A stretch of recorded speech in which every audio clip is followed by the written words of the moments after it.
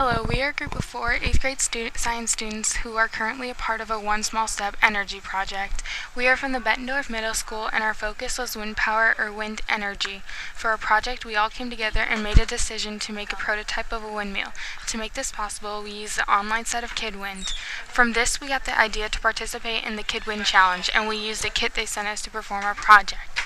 The only thing we didn't use was their blades. We made our own original ones. Our design challenge was to make a more eco-friendly windmill, eco-friendly meaning better for the environment. This is an eco-friendly windmill because for the blades we used recycled cardboard instead of wood that was given to us. Also supported by our research, many animals such as birds and bats die throughout the years because the blades don't give them enough room to fly through. To help this problem, we've reduced the number of blades to only 3, so there would be more room for the animals to actually fly through them.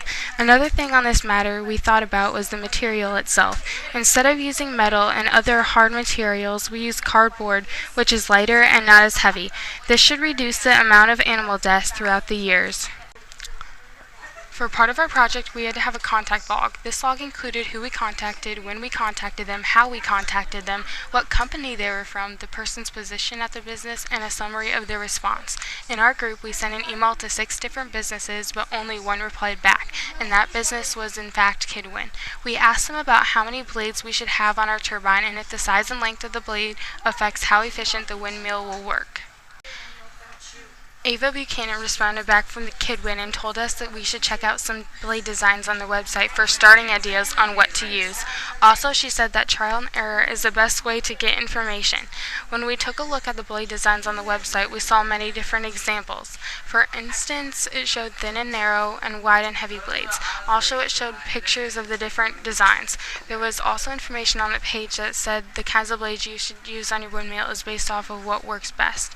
Not all windmills are the same, and it can vary how they look and how they all work. For our experiment, we tested out the blades. For the blades, we used recycled cardboard boxes that once held a food item. We looked off of the KidWind site to figure out which types of blades experimented the best. We took the top 2 of those and created our own. To get a different variety, we tested our windmill both in the outside wind and the inside with a fan. The first type of blade was more of a pointy rectangular shaped one. The second type of blade was more of an oval shape.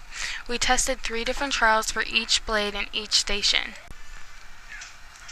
Blade type number 1 on the first trial, the outside wind, measured 5.5 volt meters.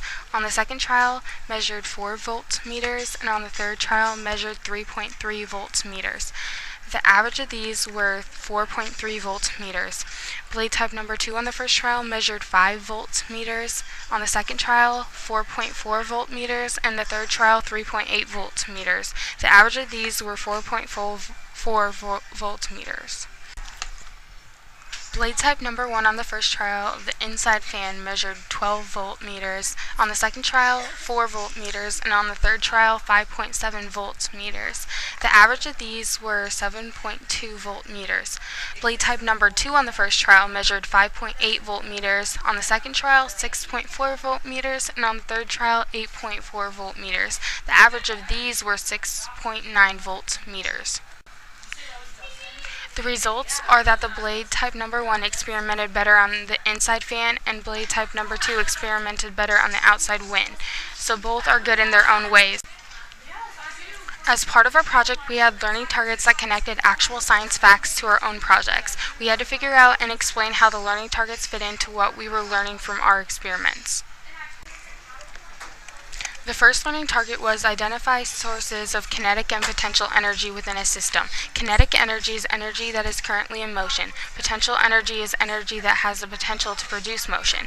In our windmill project, kinetic energy happens when the wind is spinning the blades around in circles because the blades are in motion.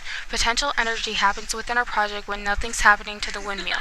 This is because it isn't spinning right at that moment, but that doesn't mean that it won't ever spin. This is creating an idea that has potential to be in motion.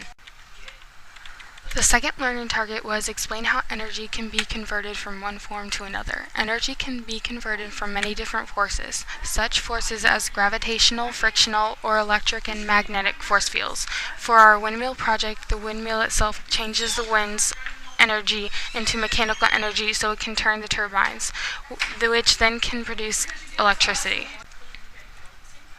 The third learning target was develop a model that demonstrates an energy conversion. An energy conversion is the transformation of one form of energy that changes to another.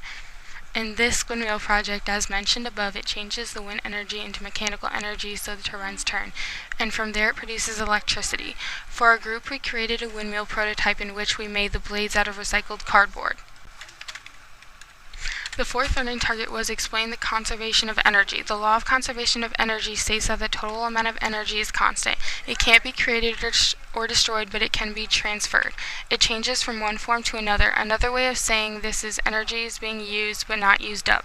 It's just like the law of conservation of mass, except that it has to do with energy instead of mass.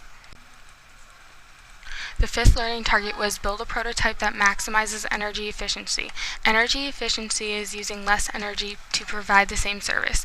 We built a prototype that maximizes this because we created our blades from recycled cardboard boxes. That shows how we used our resources and reusing something instead of getting new materials. Also, the cardboard is lighter weight than wood and metals that some windmills are made with. Because it's a softer material, this should reduce the amount of bird and bat deaths across the country.